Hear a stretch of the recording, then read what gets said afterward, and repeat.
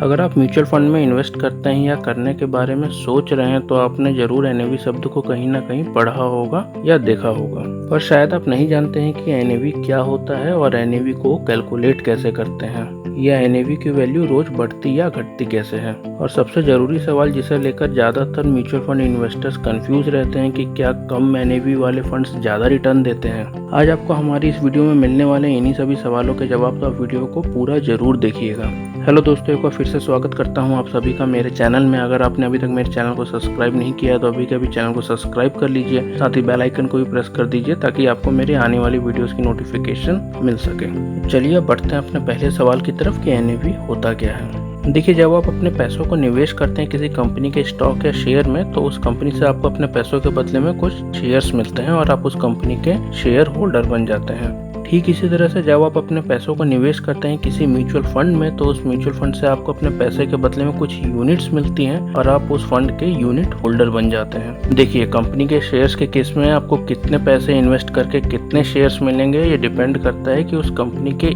एक शेयर की प्राइस कितनी है। और म्यूचुअल फंड के केस में आपको कितने पैसे इन्वेस्ट करके कितने यूनिट्स एलोकेट होंगे, ये कैसे पता चलेगा।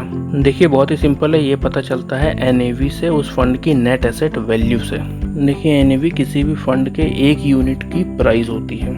देखिए, जिस तरह से हमारे पहले एग्जांपल में एक शेयर के प्राइस के बेसिस पे आपको आपके पैसों के बदले में शेयर्स एलोकेट किए जा रहे थे, ठीक उसी तरह से म्यूचुअल फंड में एनएवी के प्राइस के बेसिस पे आपको आपके इन्वेस्टमेंट के बदले में यूनिट्स एलोकेट की जाती हैं। मान लीजिए कि आपने टोटल 1000 रुपये निवेश किए और एनएवी का प्राइस था 20 रुपये, तो आपको total number of units allocate होंगी 1000 डिवाइडेड बाई 20 इक्वल टू 50, यानी कि 1000 निवेश करके आपको उस फंड में टोटल 50 यूनिट्स एलोकेट हुए। तो चलिए, अब हमें पता चल गया कि एनएवी क्या होता है, और अगली बार जब आप किसी म्यूचुअल फंड में निवेश करेंगे तो आप पता लगा पाएंगे कि कितने पैसे निवेश करके उस फंड से आपको कितने यूनिट्स मिल सकते हैं। चलिए बढ़ते हैं अपने अगले सवाल की तरफ, जानते हैं कि एनएवी कैलकुलेट कैसे होता है। देखिए, एनएवी को कैलकुलेट करने के लिए एक बहुत ही सिंपल फॉर्मूले का इस्तेमाल किया जाता है, जो कि है NAV equal to total asset minus total liabilities plus expenses divided by total outstanding units.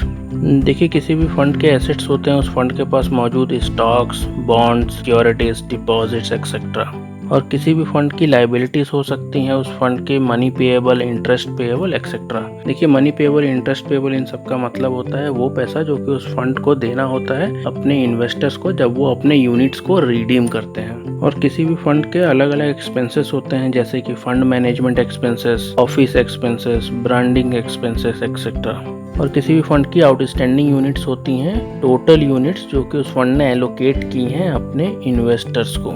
चलिए अब इसको एक एग्जांपल की मदद से समझते हैं। मान लीजिए कि हमारे पास टोटल एसेट्स हैं 10,000, टोटल लायबिलिटीज है 1000, और हमारे पास टोटल एक्सपेंस है 10, और total number of outstanding units है 500। तो हमारा एनएवी हो जाएगा 10,000 माइनस 1000 प्लस 10 डिवाइडेड बाई 500, यानी कि 17.78, लगभग 18 रुपए। देखिए, जनरली जब कोई म्यूचुअल फंड स्टार्ट होता है तो उसकी एनएवी 10 रुपए रखी जाती है, और ये बढ़ता रहता है जैसे जैसे उस फंड के टोटल एसेट्स बढ़ते रहते हैं। और इसीलिए पॉपुलर और पुराने म्यूचुअल फंड्स का एनएवी ज़्यादा होता है नए म्यूचुअल फंड्स के कंपैरिजन में। और देखिए, जब भी किसी फंड का एसेट वैल्यू घटता या बढ़ता है तो उस फंड का एनएवी भी घट के या बढ़ के बंद हो जाता है। चलिए दोस्तों, बढ़ते हैं अपने सबसे जरूरी सवाल की तरफ कि क्या लो एनएवी वाले म्यूचुअल फंड्स ज़्यादा रिटर्न देते हैं। देखिए, अगर आप भी ऐसा ही मानते हैं तो आप गलत भी हो सकते हैं। आप क्यों गलत हो सकते हैं ये मैं आपको समझाता हूँ एक बहुत ही सिंपल एग्जाम्पल की मदद से।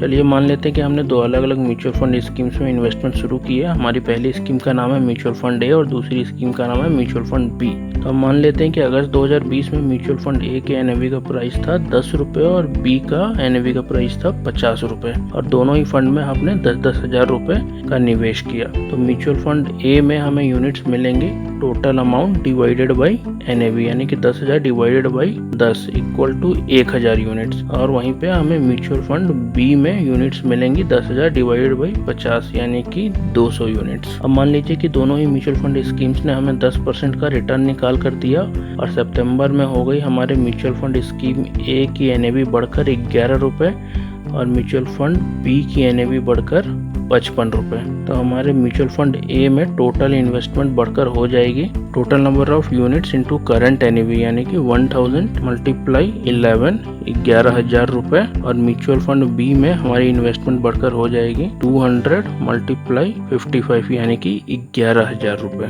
तो जैसा कि आप देख सकते हैं म्यूचुअल फंड ए के एनएवी का प्राइस था ₹10 और म्यूचुअल फंड बी के एनएवी का प्राइस था ₹50। और हमने दोनों फंड्स में बिल्कुल बराबर ₹10,000 का निवेश किया और दोनों फंड्स ने हमें इंटरेस्ट भी बिल्कुल बराबर 10% का दिया है और हमारा निवेश बढ़ के भी बराबर ₹11,000 रहा दोनों फंड्स में। तो आपका कौन सा फंड आपको कितना रिटर्न निकाल के दे रहा है या दे सकता है, ये बिल्कुल भी निर्भर नहीं करता है उस फंड के एनएवी को। तो जब भी आप किसी म्यूचुअल फंड में निवेश करने के बारे में सोच रहे हो तो अपने फंड को सेलेक्ट करते टाइम फंड के एनएवी को कंसीडर ना करें। अगर आप ऐसा करते हैं तो आप बहुत बड़ी गलती भी कर रहे हैं और आप गलत फंड को चूज कर सकते हैं। तो हमारे आज की इस वीडियो का कंक्लूजन ये है, किसी भी फंड का एनएवी कितना, इससे कोई फर्क नहीं पड़ता है उस फंड के रिटर्न पे या फंड के परफॉर्मेंस पे। तो चलिए दोस्तों, आज के लिए बस इतना ही। उम्मीद करता हूँ कि एनएवी क्या होता है आपको अच्छे से समझ आ गया होगा। वीडियो पसंद आया हो तो वीडियो को लाइक करें, शेयर करें और साथ ही चैनल को सब्सक्राइब करें और बेल आइकन को भी प्रेस कर दें ताकि आपको मेरी आने वाली वीडियोस की भी नोटिफिकेशन मिल सके। बहुत बहुत धन्यवाद।